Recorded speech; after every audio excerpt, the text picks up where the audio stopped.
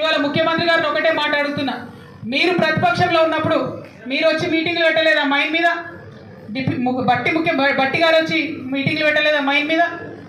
అవన్నీ ఎందుకు? రాహుల్ గాంధీ గారు వచ్చి మీటింగ్ పెట్టలేదా మైన్ మీద? డెఫినెట్గా వస్తారు. ప్రజాప్రతినిధులు అన్నప్పుడు కార్మికులతో ఇంటరాక్ట్ అవ్వడానికి వస్తారు. పని చేసేటటువంటి ప్రదేశంలో ఫెసిలిటీస్ ఎట్లున్నాయో చూడడానికి వస్తారు. మేము ఓన్లీ ఢిల్లీలో కూర్చొని హైదరాబాద్లో కూర్చొని చట్టాలు చేస్తే కాదు కదా, ఇక్కడికి వచ్చి చూడాలి, మీ బాధ అర్థం కావాలి.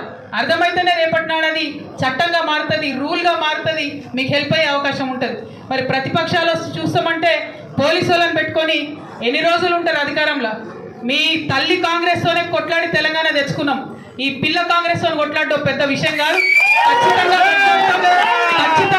ఖచ్చితంగా కొట్లాడతాం.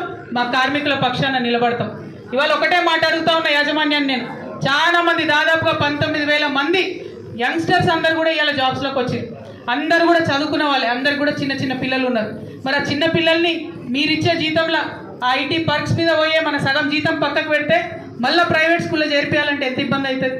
సింగరేణికి ఇన్ఫ్రాస్ట్రక్చర్ ఉంది కదా, స్కూల్స్ ఉన్నాయి కదా, సిబిఐటి సిలబస్ పెట్టి వాటిని మంచిగా చేయొచ్చు కదా. దానికోసం డబ్బులు ఉండవు. ఏరియా హాస్పిటల్ పేరుకుంటాయి, ఎక్కడ మెషిన్లు ఉండవు, ఎక్కడ డాక్టర్లు ఉండవు. దానికోసం డబ్బులు ఉండవు. ఎవరి కోసం డబ్బులు ఉంటాయి? కాంట్రాక్టర్లకు ఇవ్వడానికి డబ్బులు ఉంటాయి, ఆఫీసర్లకు కావాల్సిన వసతులు చేసుకోవడానికి డబ్బులు ఉంటాయి. వర్కర్స్ గురించి వచ్చేటప్పుడు మాత్రం డబ్బులు లేవని చెప్తా ఉన్నారు. ఎక్కడ కూడా లోటు బడ్జెట్ అని చెప్తా ఉన్నారు. ఇది క్వశ్చన్ చేయడానికి వచ్చినాం తప్ప ఇంకొకటి కాదు. ఇక్కడ మళ్ళీ ఒకసారి నేను మీ అందరికి కూడా మనవి చేస్తా ఉన్నా, ఏదేమైనా సరే మీ పక్షాన నిలబడి కొట్లాడడానికే తెలంగాణ రక్షణ సేన వచ్చింది. ఇక్కడ మీ అందరికీ తెలుసు మన ప్రాంతం ఎట్లాంటిది. అడవిలో అన్నలు ఉంటే మనకి ఇక్కడ గుండె ధైర్యం ఉండే. వాళ్ళు ఆనాడు ఉంటే ఆఫీసర్లు అందరు జర పద్ధతితో నుండి మీ అందరికి ఫెసిలిటీస్ క్రియేట్ చేసేది. ఇవాళ ఆఫీసర్లు అనుకుంటారు అన్నలందరూ పోయినరు, కార్మికుల గురించి అడిగేటోళ్ళు ఎవరు లేరని. బిడ్డ గుర్తుపెట్టుకోండి, సింగరేణి యాజమాన్యం చెప్తున్నా, అడవిలో అన్నలు లేరేమో, ఆ అన్నలంతా ఇవాళ మా పార్టీలో ఉన్నారు, టీఆర్ఎస్ పార్టీలో. ఖచ్చితంగా మీరేమన్నా ఫెసిలిటీస్లో లోపం చేస్తే, మానవ హక్కుల ఉల్లంఘన చేస్తే డెఫినెట్గా వెంటబడతాం. డెఫినెట్గా మిమ్మల్ని మామూలుగా కాదు ఏదో బెదిరిస్తున్నా అనుకోవద్దు, బరాబర్ బెదిరిస్తున్నాం. మామూలుగా ఊరుకునే ప్రసక్తే లేదు. లీగల్గా కూడా చెప్తున్నా, అన్ఫేర్ లేబర్ ప్రాక్టీసెస్ కింద అంతకుముందేమో 500,000 రూపాయలు జరిమానా ఉంటుండే.